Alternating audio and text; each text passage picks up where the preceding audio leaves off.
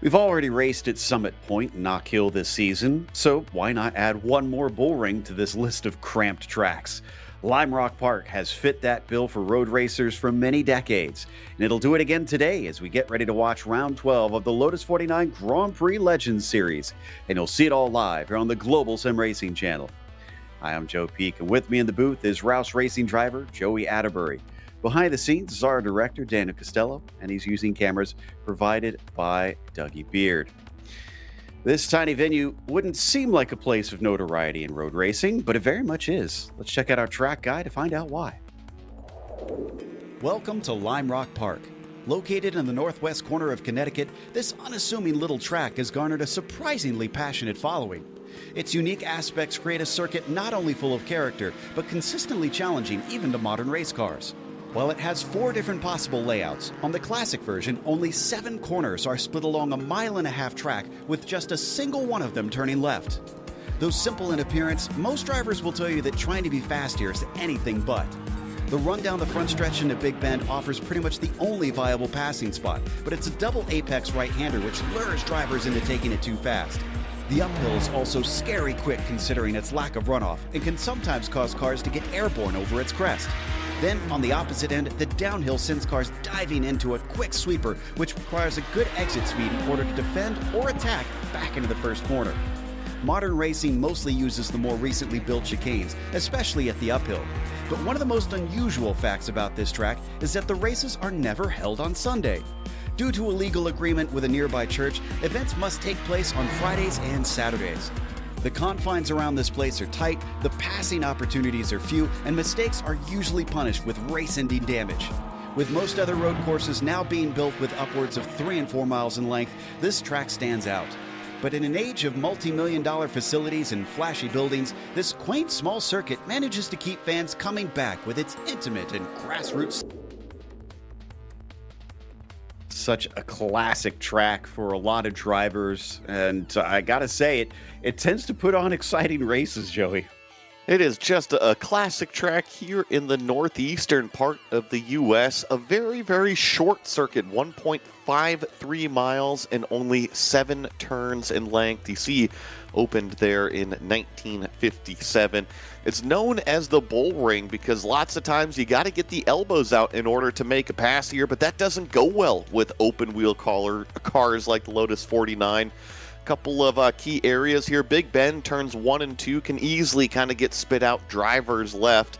You got the left-hander turn 3, really the only significant left-hander on this racetrack. And then look over towards the other side of the racetrack, turn number 5, the uphill corner. You have to really drive that car into the track, use that compression, and then you better be airborne up at the top. Otherwise, you're not doing it right and carrying enough speed. Turn number 7, the downhill, got to keep it on the pavement in order to get that run down the front straightaway because turn number 1 is probably your best passing opportunity, so don't blow that last corner.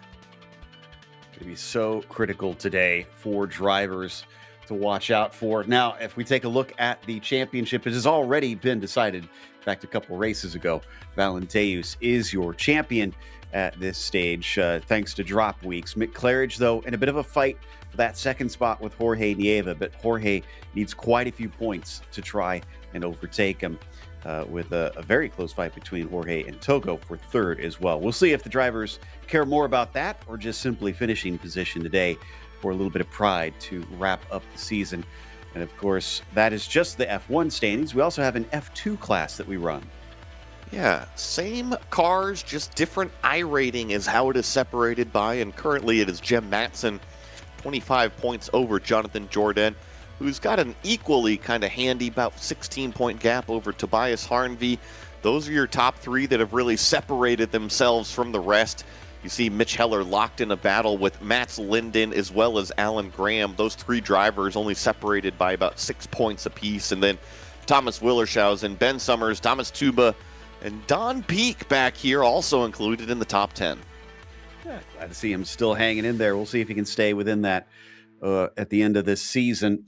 Now, for the Nations Cup, here's where things get interesting. And again, I want to see if drivers are actually concerned enough with this to try and fight for these. Lithuania leading by a single point over the United Kingdom with only 9 points. Back to Spain, your top three separated by the narrowest of margins. It could be who finishes in front of the other here today, although it will take a little bit more for Spain to overtake Lithuania if we get Audrias finishing in a decent position. But traffic could play a part in it, as it is a tricky and difficult aspect around a short track such as this. Now let's take a look at the race details as well.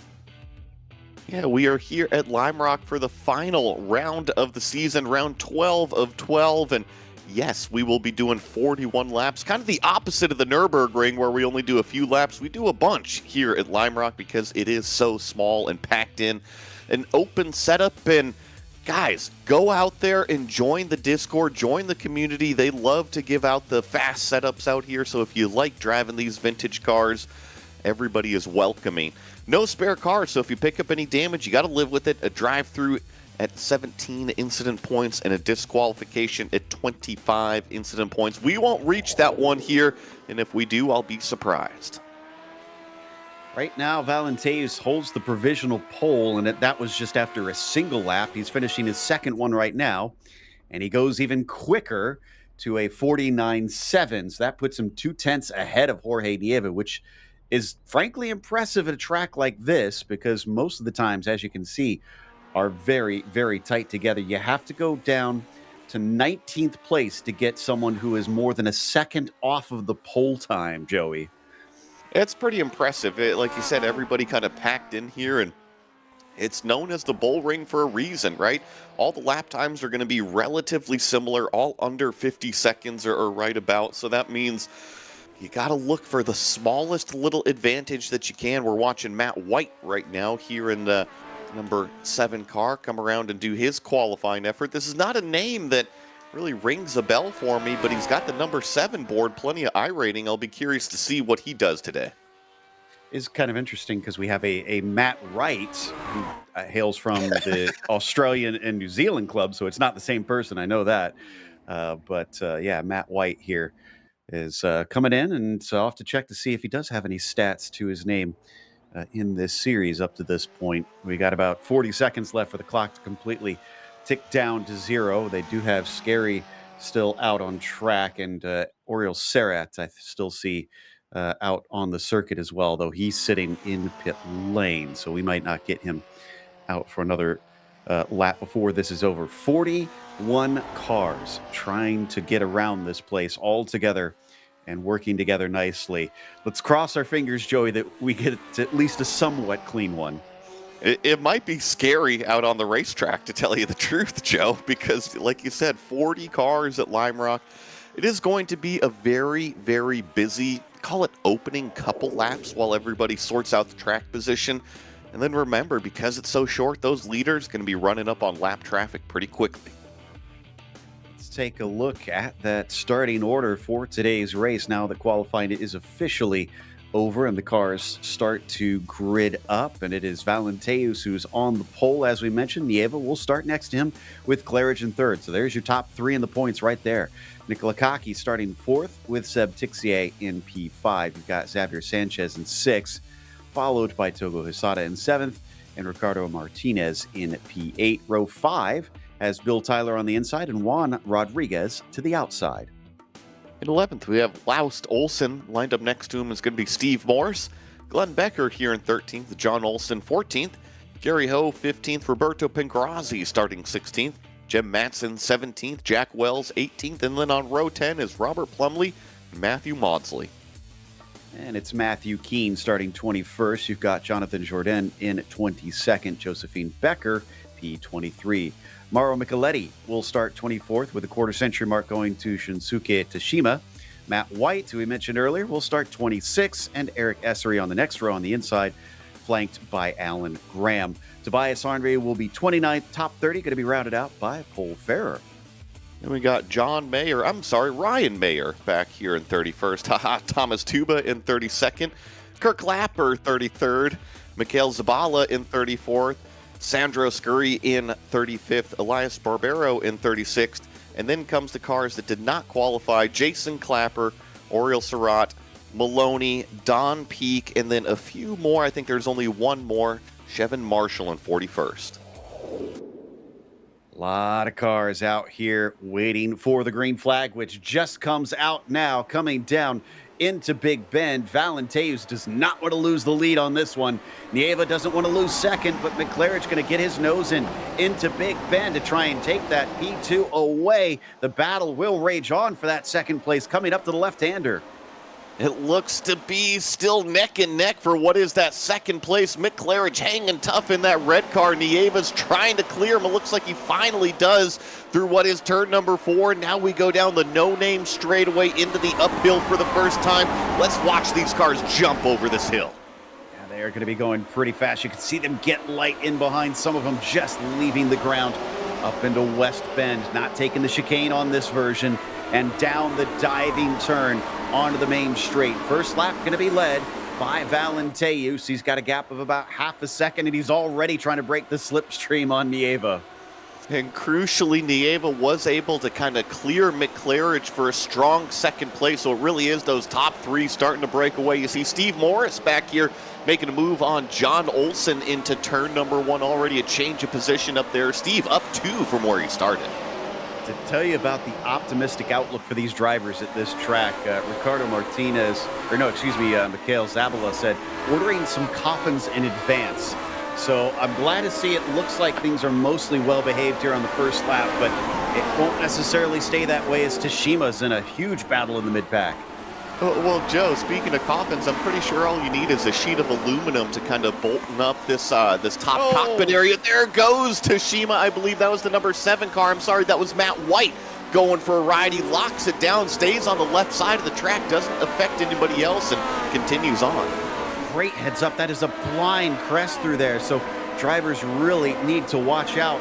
Juan Rodriguez, the latest, though. A victim coming out of diving turn. Looks like he hit pretty hard because he's waiting a long time to get back on.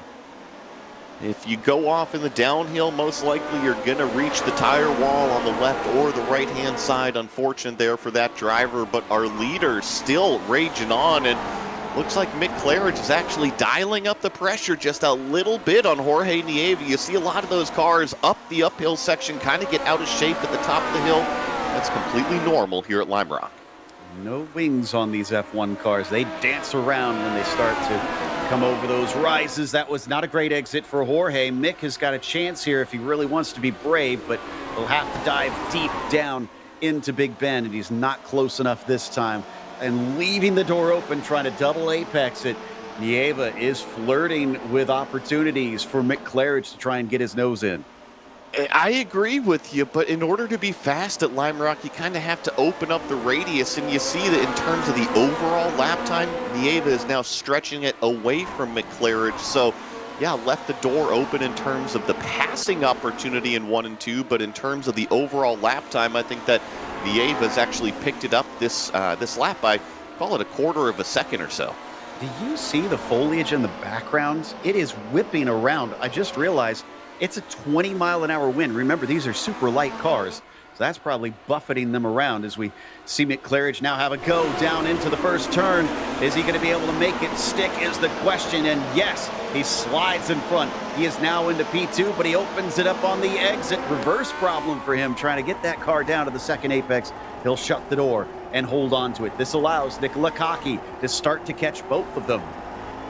I spoke too soon. Nieva definitely had a little bit of a mistake on the backside of the racetrack, so all that good lap time that he did on the front half was instantly evaporated, and McClaren is now set free to go try to chase down that blue and yellow number 1 of Valenteus. We'll see if he's got something for our leader today.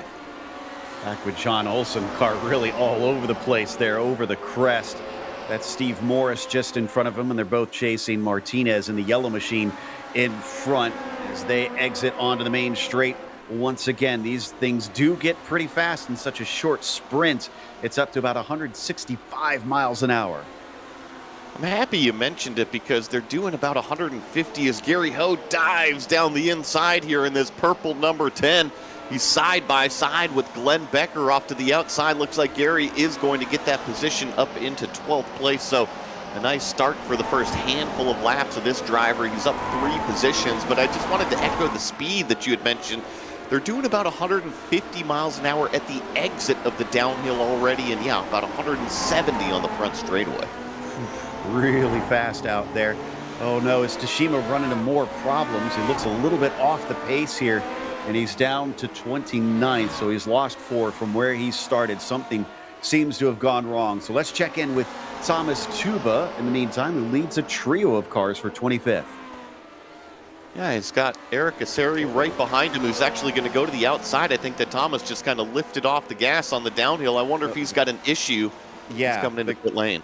The car's crabbing. I noticed as soon as he pulled off to the side, it was not handling the right way. So he's going to maybe try and get that repaired and get back out there. Zabala, in the meantime, is hot on the heels for 25th position. That's Eric Essary just in front of him through the lone left-hand corner here on the track, and then up to No Name Bend once again. They're just behind. Battle between Jordan and Ferrer for 23rd as well. Yeah, that really shows you how the cars are getting light over the hill there.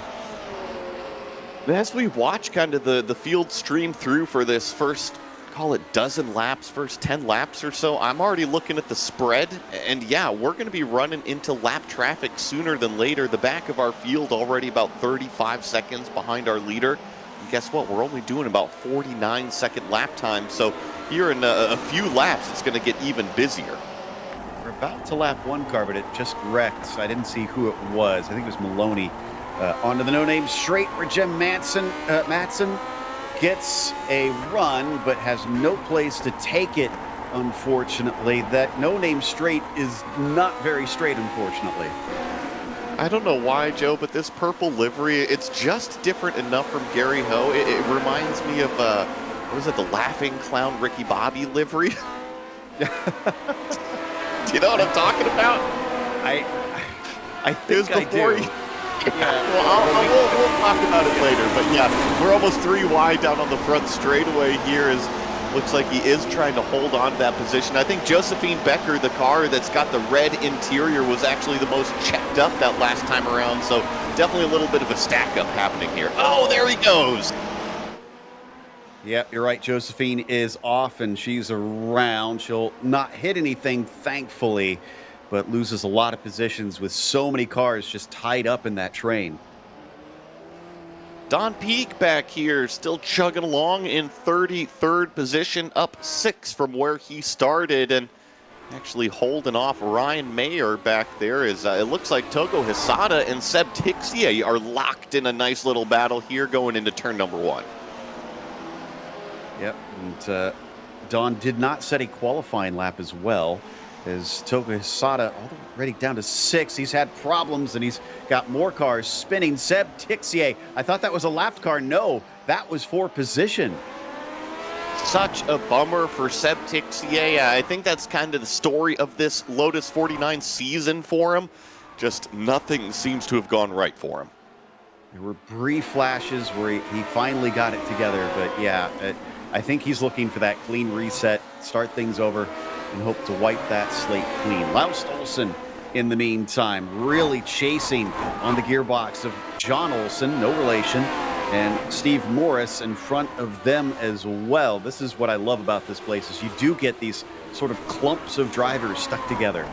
It gets frustrating as a driver, trust me, and that's why it's known as the bull ring, is that you think you got a run coming out of the downhill. You're like, okay, let me sit here in the draft, let me close it in a little bit, and then all of a sudden, the brake zone already appears for turn number 1, and then it's just rinse and repeat as you're stuck behind a car for a few corners. So that's why you have to wrestle with the bull and get the elbows out on occasion. But as we've talked about, the Lotus 49, you can't go lean on somebody. You really have to kind of make the pass happen.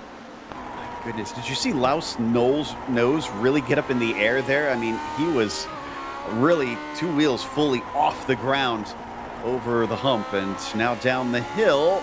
Doesn't quite get the exit. That's going to keep John Olsen out of range. Steve Morris, well, a little bit closer, also staying put in that 9th position.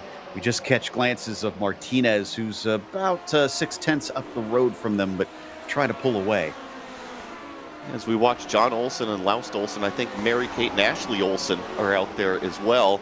So Andreas Valenteus continues to lead the way, 3/4 of a second over Mick Claridge right now. Mick keeping him really honest. Remember, it was up to about 1.3, 1.4 seconds at one point, and between the lap traffic that Andreas is kind of having to navigate around safely and also just the pace out of that red number 4, it has closed back in. And actually, I'm looking Jorge Nieva only a second behind, Nicola Cocky only 3/4 of a second behind Nieva. So any lap traffic, a group of them can compress this all up. Becker just in front right now, so another lapped car. And so far has not been able to pass as quickly. I wonder if all the experience in the IMSA Vintage Series for Valenteus will come in handy here, Joey, because he's been competing over there regularly. I mean, any track time is good, right? It doesn't matter if you're in a 49, if you're in a 79, if you're in an IMSA GTO car or a GTP car. I think that any practice is good practice. Seat time is so crucial. You can always be improving your racecraft. And as we watch Jack Wells literally get on the back gearbox of Pingrazi. Trying to lay it on thick here. Pingrazi out of West Bend. Going to be able to hold on in behind them. That's Matthew Maudsley. So all three of these cars are for position as well. Someone kicking up quite a bit of dust there in the background, going just slightly off at the exit of diving turn. Jack Wells still following, a lot of curb on the inside, maybe a bit too much, goes way wide, somehow brings the car back. Pingrazi will keep the spot, but he is definitely taking an extreme line through the first corner. You can get away with driving in a little bit too deep into turn number 1, but if you overstep the limit and just barely touch the grass, you're in for a ride. So thankfully, Pingrazi able to keep it on the racetrack here as Nicola Cocky starts to close it in a little bit more on Nieva. You see that blue car with the single orange stripe. That's Nieva in the number 2, and then the bright green helmet is Nicola Cocky back here, starting to apply the pressure. And this is pretty typical of Lime Rock. It starts to be kind of that rolling interstate of lap traffic and having to get around them.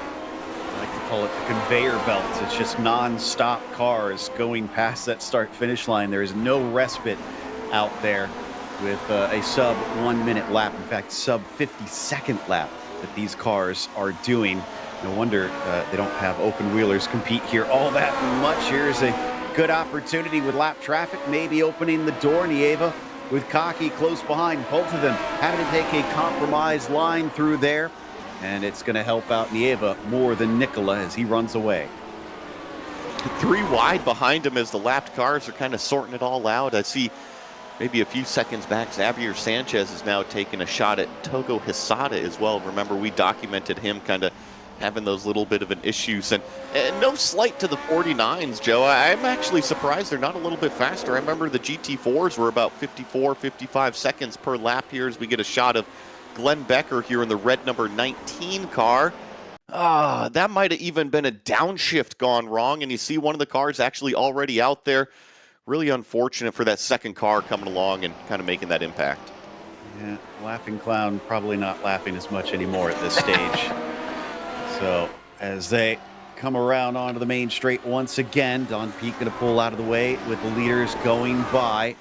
Doesn't want to lose his own positions at the same time, so he gets back on the throttle. Trying to see if that was Ryan Mayer. Yeah, that is 4 position behind him.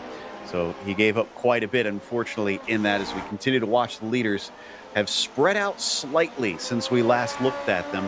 But I have a feeling that that traffic is going to be the sort of deciding factor in this race. I'm loving Don Peake's strategy back here. Keep it clean. I know we're watching Mick Claridge up front, but I mean, Don's already up 9 positions, one of our biggest gainers, and he's just doing it by steadily chugging along, doing consistent laps, and just let everybody else wreck their cars. I can say that he's been getting used to a new wheel lately, so maybe he's starting to get over some of the growing pains of that as they go by yet another lapped car there. That would be Tobias Harnby that they've just gone through on. Impressively, it's still 28 cars on the lead lap, so they haven't lapped too many of them at this stage, but that number will continue to grow, no doubt. And we got some real action between Olsen, Maurice, and Olsen, with Maurice now splitting the pair of them. Apparently lost that down into turn 1. See him go through that only left-hander here and then bend through this right-hander onto the no-name straightaway. Get everybody sorted out and then into this uphill section. If anything, Laust Olsen definitely still right on the back of the gearbox of Steve Maurice here. But there's nowhere to pass up at the top of this section here. You really have to wait till you charge down the hill. See about these drivers lifting off of the throttle. It is just a brief lift off of the throttle down that downhill section. Way out to the outside for Laust Olsen. He keeps it barely on the curb. He's going to be way to the wrong side of the track. 2 wheels into the grass, coming through the diving turn. This is not good. Robert Plumley, that we're following a little bit farther back, actually. Similarly painted car. And he will fall to 16th place as he continues to chase on Maudsley, Matson, and Wells. Oh my goodness, Lime Rock can be a very, very busy racetrack here. It's about 6 cars, maybe even 7 cars in this train, all battling for a spot inside of the top 20. And really, quite honestly, they're going to have a leader approaching in their mirrors pretty quickly as Nikola Kaki still is relentless trying to get by Nieva. We got some side-by-side between Hisada and Sanchez. Sanchez going to be able to take it back from Togo after a brief attack. So coming down into the left-hander, they just put a lap on Ryan Mayer, so that's not for position in behind them. They still have Don Peak up ahead. It'll be hard to try and give the spot away here through the no-name straight, so he'll stay on it. Where does he try and let them through? And crucially, they were only able to gap it out over Seb Tixier, who's given chase to this battle that we're watching right here. There was a lapped car that got in between them, so it's up to about 1.8 seconds. Togo can really kind of focus on the attack of Xavier Sanchez, as once again the attack on Jorge Nieva from Nikola Kaki continues into turn number 1. This is why it's called the bull ring. It's why it's so frustrating. You can just move defensive and there's no way around. Unfortunately, in these cars, the bump and run, not really an option like most bull rings here in North America. Nikola Kaki, the Italian, still holding on tight, hoping for a podium to wrap things up. Been a pretty good season for Nikola with a few blips of his own as they both get very It's late. so cool. I love it. I'm glad it doesn't happen in real life because it's maybe a little bit too dangerous, but in the sim world, we really get to enjoy it. You're right. In the real world, they kind of limit the speed. I think really the fastest cars they put on here are the GT4/TCR cars, and I kind of mention them as one because TCR is actually faster than GT4 around Lime Rock. It's just with the lightweight nature of them. But they even get airborne, Joe. I mean, we're talking 3,500-pound cars going up over that uphill, and they pull some air. That is absolutely bonkers. And kudos to the drivers that manage that lap after lap.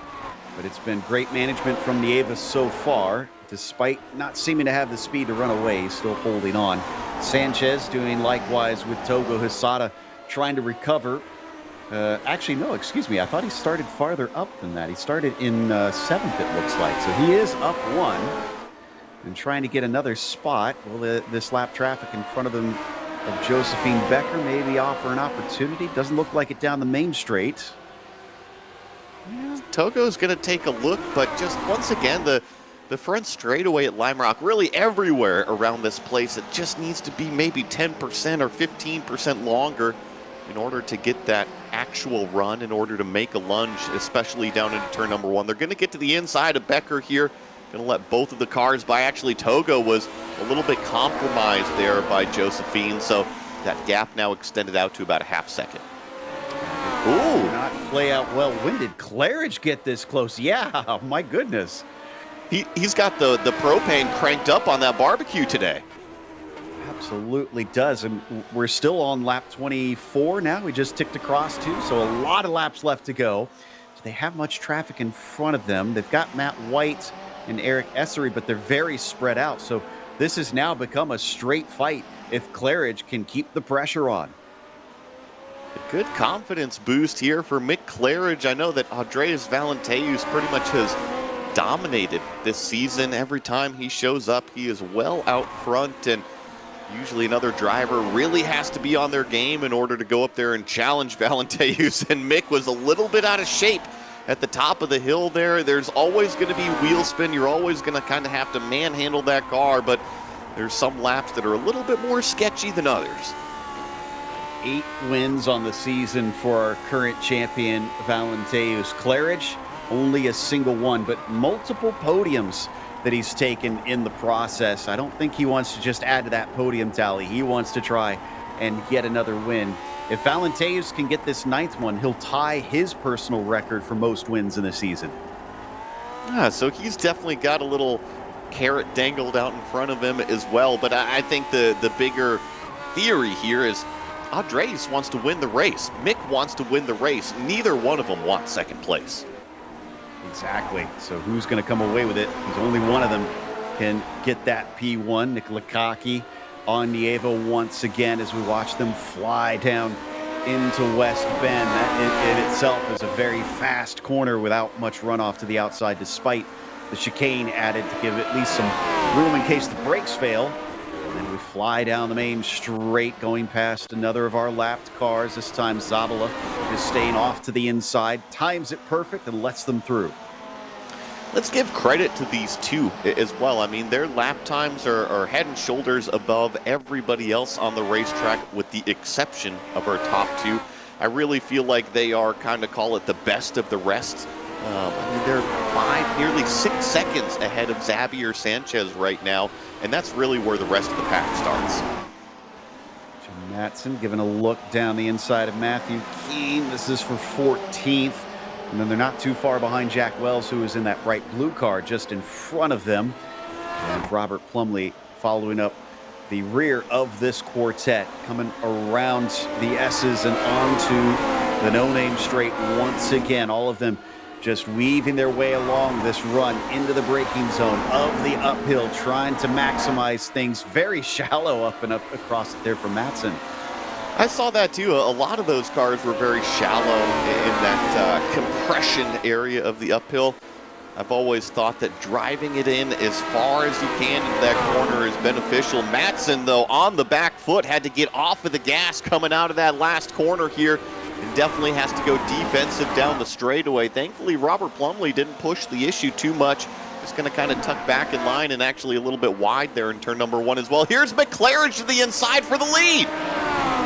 Oh, just about gets there, but he doesn't have the run off. The car squiggling around as he tries to get the throttle down. Defensive move from Andreas down into turn 1. Looks to outbrake him, but nothing doing around the outside. That can be a tough one at Big Bend. That is Matt White watching. He's got a front row seat to the show. As this battle goes on, I saw something pop up on my screen. Seb Tixier has just disconnected, and I see him dropping out of the top 10 as well. So evidently a problem for the number 8 car. Such a shame. We'll try and track that down. I hope it wasn't another wreck for him. Even if it was a disconnect, though, that's probably just as gutting. But yeah, boy, this has picked up between these two very suddenly. And Mick Claridge, we've said it before, he likes to get aggressive, and in fact, very aggressive on the inside curve there, climbing over top of it to try to shorten the distance. He gets within a car length.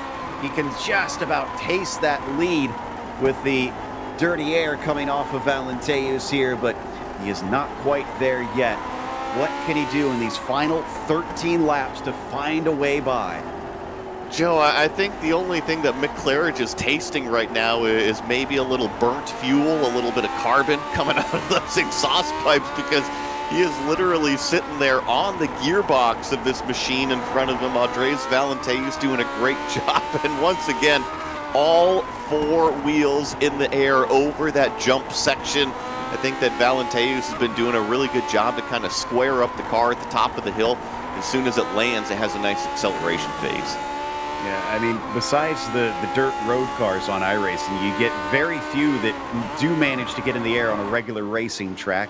Somebody off course in front of them, and that maybe distracted Valenteus a little bit. He goes wide. That was Alan Graham that had that off. Another lapped car in front of them. Still, Mick Claridge cannot seem to get through.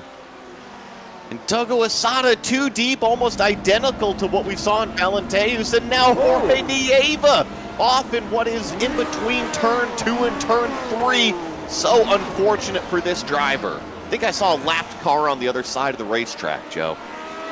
He finally got his title, but he was not able to make it back-to-back, unfortunately, and he's definitely not going to wind up in second in the points after that one. So really disappointing end of the season, but a solid run, at least from Jorge, to collect some good points for the rest of the races. Togo Hisada now gets promoted up to 5th. Let's take a look at a replay, though. Let's see which we're going to check out first. So this is Nieva's incident. Talk us through it, Joey. Watch to driver's left. There's a lapped car. Oh. And it's frustrating because he was off of the racetrack, quote unquote, but he's still on the racing line at that area. So just a tough pill to swallow. Yeah, I mean, Jorge was trying to maximize the line as best he could. That just kind of took him right into where that car wanted to be.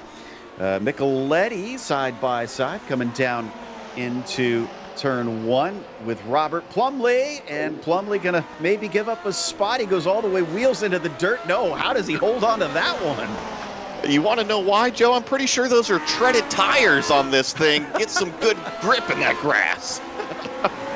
Yeah, I look forward to the day that they introduce rain for this car, because I'm pretty sure it's going to be like they do for I think it's the Formula Ford, where it's you don't change the tires. It's the same tires that you run, rain or shine.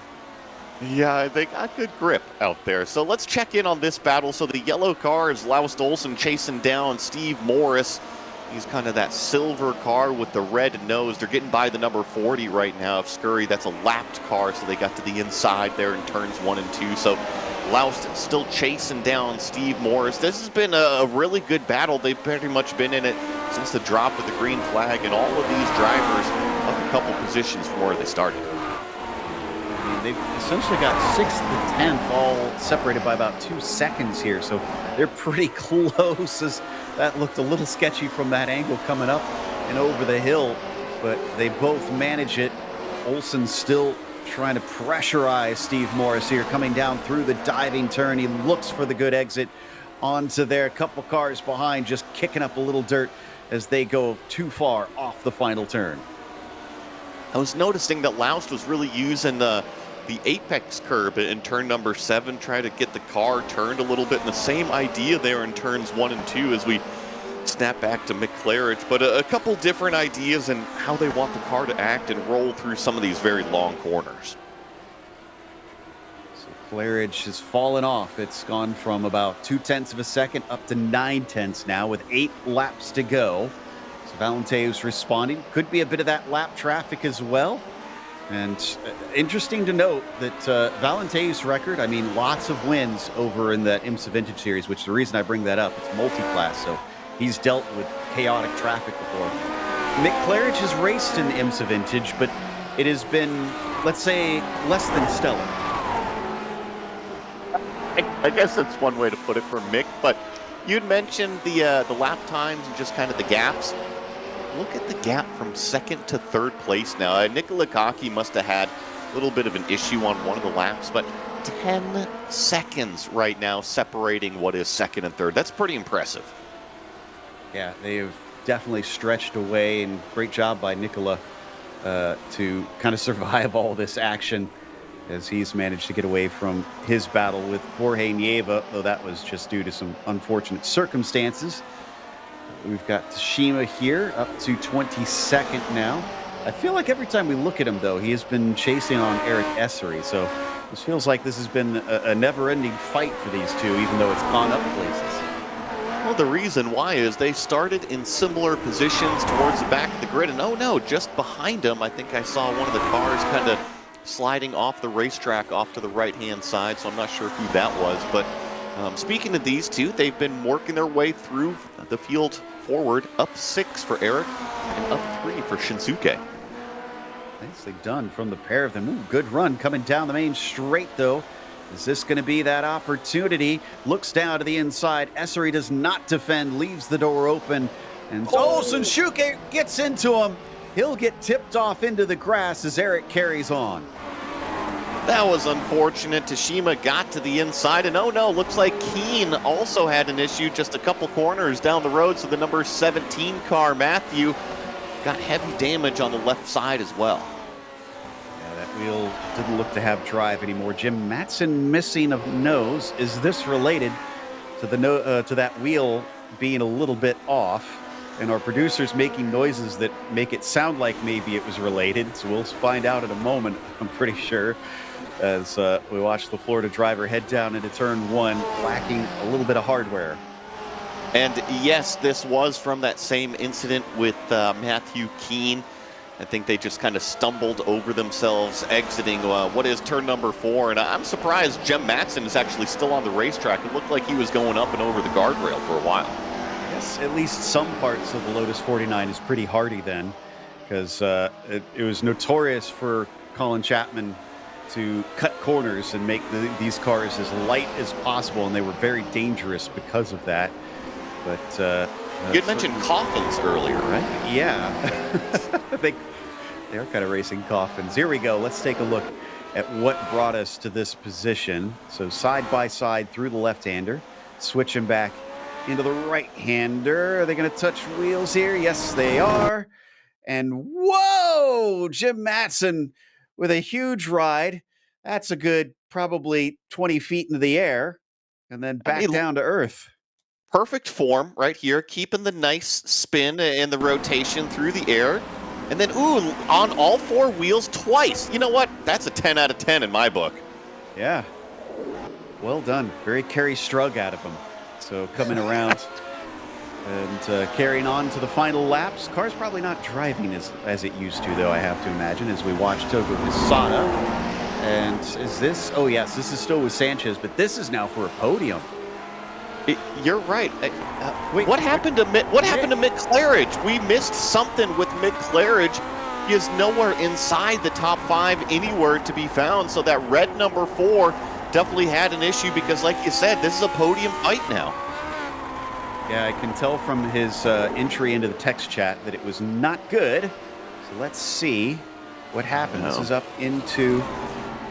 Oh, did he just clip that car? I think he clipped the lapped car, and that must have done something, and he couldn't get it woed up in time, and into the wall he goes. So we saw Keen off the driver's left side. I don't think that was an issue, but then you pointed out that second car, maybe a little bit towards apex on driver's right side. That could have been the issue, but either way, that's a tough one for sure. Sweet. Follow Valenteus, who now has a handy 10-second lead. He can finally breathe easy with 3 laps left. Well, make that 2 laps left in the season to try and bring home a 9th win. And this will be the 3rd time in his career in the Grand Prix Legends Series that he'll have taken 9 wins in a single season. Impressive. It almost seems like any time we get one of these really, really fast drivers that kind of dominate towards the front of the field, and Andres Valenteus is no different out there, although he's got a lot of lapped cars. Hopefully he doesn't meet the same fate as Mick Claridge did a handful of laps back. You know what we missed? Jim Matson did not get away scot-free. The stewards gave him the meatball flag for that incident, so no wonder the car was not in working condition to carry on safely, and he didn't have few enough laps that he could just creep it home to the finish, as Andres Valenteus gets 1 to go, 50 more seconds for him. Just got to keep it together for 7 more turns. Call it 6 more turns now that we're done with turn number 1, and he can actually kind of rest easy right now. He's got 8.5 seconds over Nikola Kaki, so if he wants to, he doesn't even have to go up there and pass these lap cars. He can really take this as a victory lap. How about Nikola Kaki as well, finding himself up to 2nd, really doing what we were talking about with Don Peak, and just kind of staying safe out there. He fought hard, but he kept it out of trouble where others didn't. And that will reward him with a nice P2. Same thing with Sanchez on the podium, although that is still up for grabs. As out of the final turn, Valenteus, 9 wins out of 12 races. What a title. And he celebrates off in the grass. Just kick up a little bit of that for fun. Nikola Kaki with a great race, applied so much pressure to Nieva in front. The doors opened, and He finishes with a second-place finish. As the rest of the field will come around, it looks like 16 of them are going to be able to complete all of our laps here today.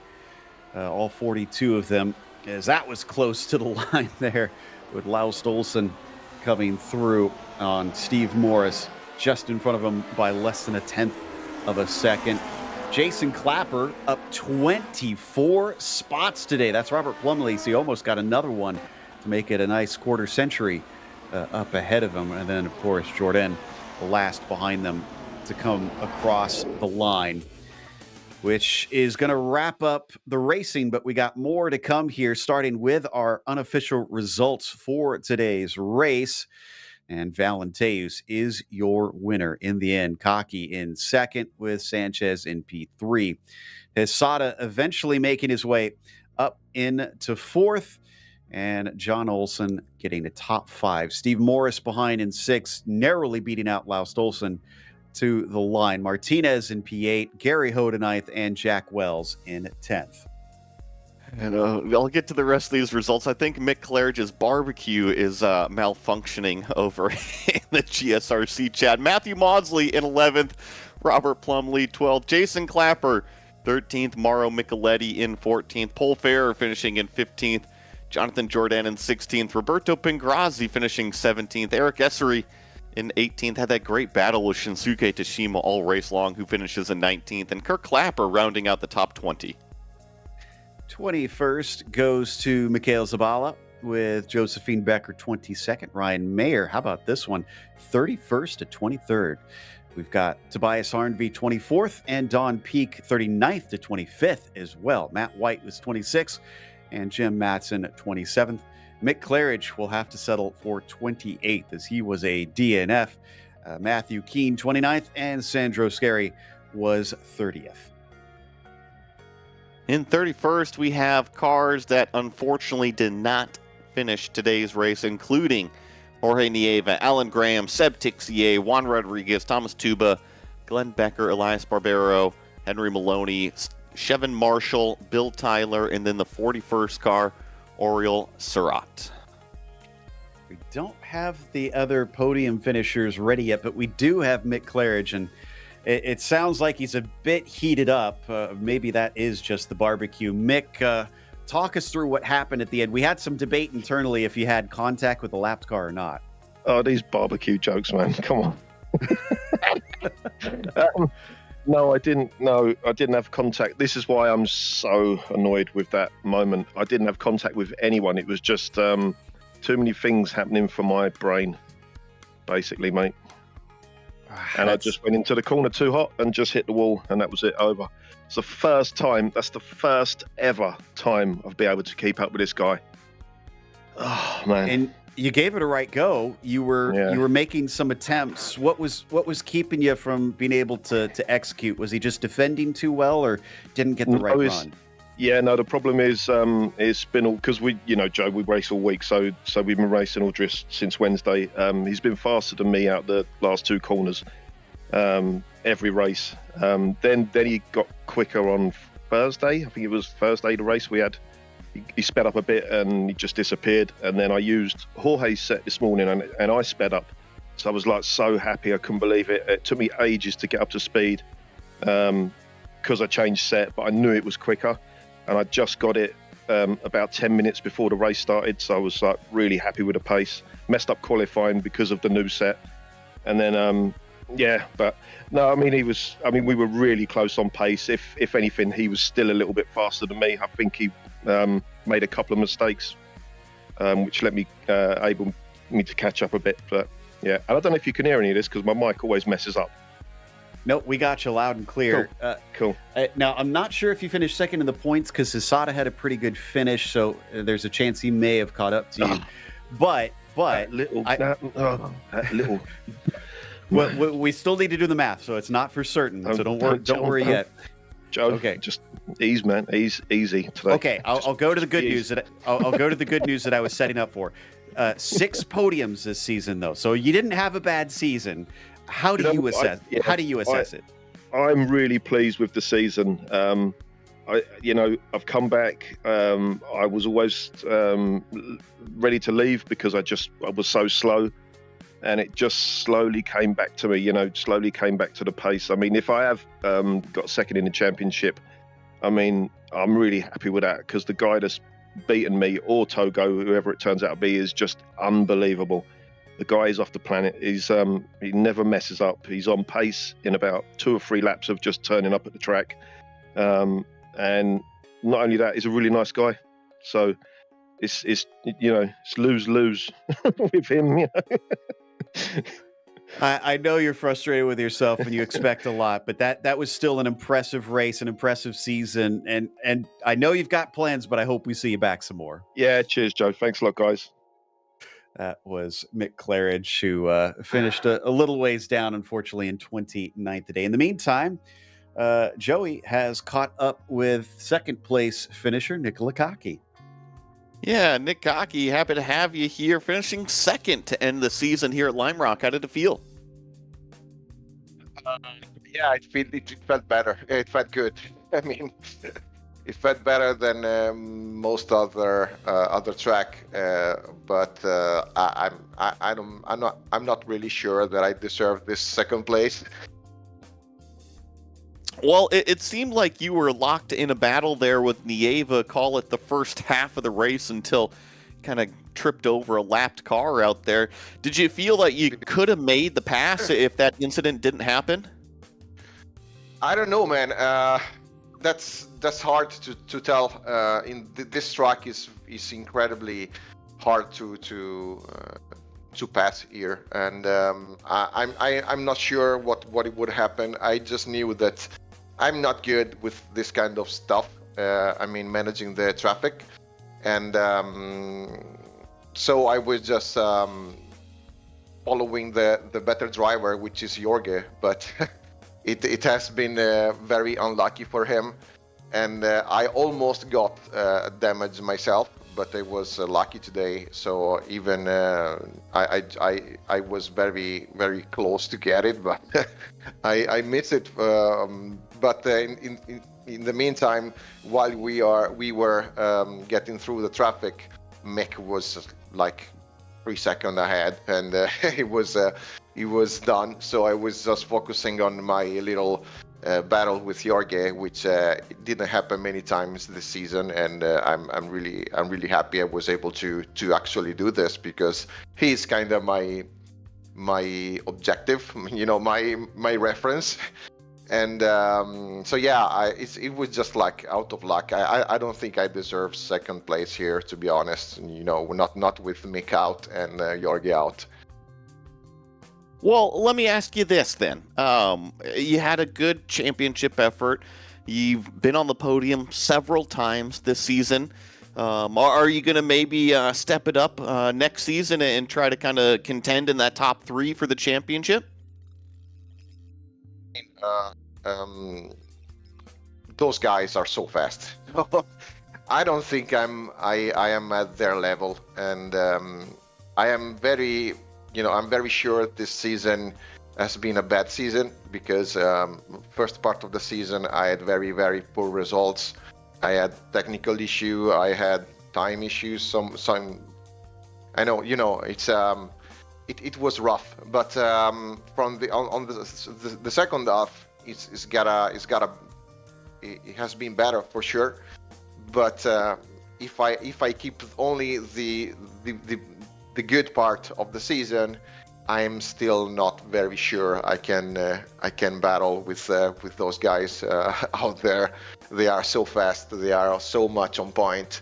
I think I'm lacking still a little bit of experience on few lines in some tracks.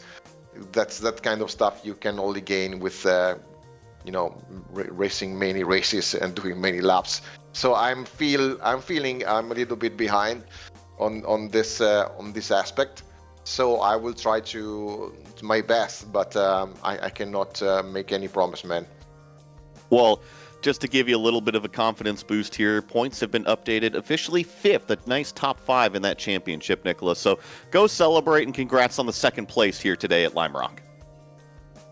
thank you, guys. I would just give a shout out to Kevin Verbruggen because he wasn't able to join the race. He had better pace than mine, but he had an issue with the wheel, so he was very unlucky even before starting the race. So shout out to him and to you guys. Bye bye. That was Nick Lukocky driving that white number 5 with the lime green helmet today, Joe. And we've got our F2 champion, newly crowned as they have done the points. Jim Matson, your winner of the F2 title, your first F2 title. Kind of did it in spectacular fashion, Jim. Jim, do you have a copy? Oh, we can hear Jim. I'm not sure that he can hear us. Might have us not going to the right place here, so hopefully we'll be able to get that sorted out. I was kind of curious if you wanted to talk to him because you have that connection with his livery. It does. You know, the more I looked up that Ricky Bobby Laughing Clown livery, it looks so similar. It's got the purple with the yellow and orange highlights in here, and I was really hoping to be able to talk with Jim because, like you said, it's his first F2 championship title, and he did it in the way of bouncing up over the racetrack, doing a double backflip with a couple 360s in there. Yeah, pretty impressive. Yeah, it was, I think, if I'm looking right, 14 points difference between them. And what's even wilder is Jim would have won it without drop weeks involved as well. But it was 1 point between himself and Jordan on total points. So it would have been a real cracker if they didn't have the drop week out there. Jonathan, maybe one more position would have given him the title. I think as I'm looking over those F2 points, the other standout that I noticed is Don Peak went from 10th to 7th in today's race. And what's kind of painful is that he was only 7 points outside of a top 5 championship effort. That goes to show you how much it can swing in the last couple races. Sadly, it doesn't look like we'll get to talk to Jim. And I did finally notice, looking at his car closer here, that it's not a reference to the Laughing Clown, but Jim and the Holograms, which might be a little bit more my era than your era, since I know I'm slightly older than Joey. Anyways, we'll wrap this one up with a big congratulations to Jim regardless, and a big thank you to the community for coming back for another season of coverage. Also, thanks to the team today, Joey, Daniel, and Dougie. Make sure to check out our social media, our website, and a merchandise store, and don't forget to subscribe so you don't miss a moment here on GSRC. So, up next is going to be IMSA Vintage at Sonoma. In the meantime, though, be sure to check out our other broadcasts. And until next time, race clean, race hard, and we'll see you on the track.